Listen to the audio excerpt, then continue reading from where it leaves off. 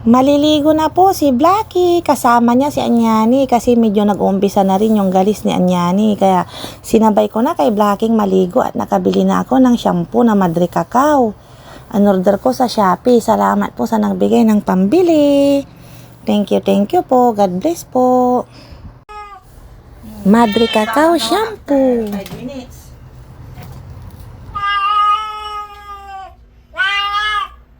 Tahimik lang si Blacky. Mabait. Ang bait-bait ni Blacky talaga. Ito, lumokso na. Abulin niyo yun, hindi pa nagbabanlaw yun. Mamaya na siya banlawan. Unahin si Blacky, mas maraming galis. Hindi man ng banlaw. Dami niyang galis. Una-allergy sa sardinas. Sardinas kasi ang naipapakain ko dito. Walang pambili ng cat food. Yung may-ari ng bahay ayaw silang bigyan ng pagkain kasi dumi daw sila ng dumi.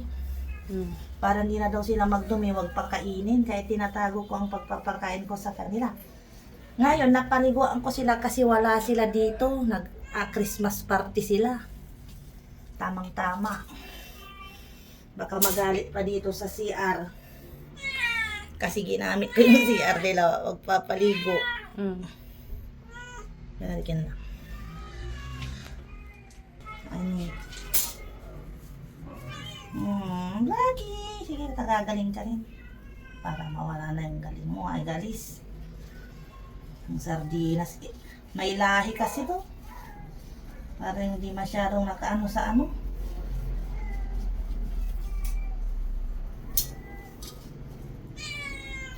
Isa pa.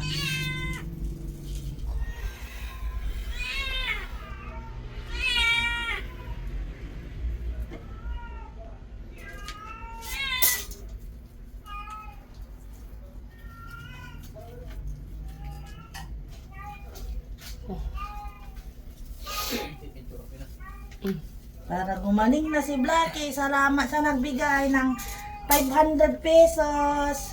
Nakabili kami ng mga shampoo. Tapos, bibili kami mamaya ng isda.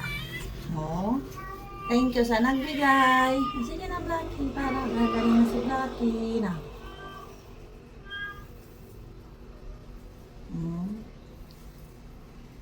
Mabait siya. Hindi nangangalmot. Hindi tulad nung isa. Yan, mababalaw ka pa. Maipit ka. Babalawan ka pa. Okay. Nasugat tayo Banjo ha. Nasugat si Banjo pa. Tangkal na. Sugat ako no mga anak.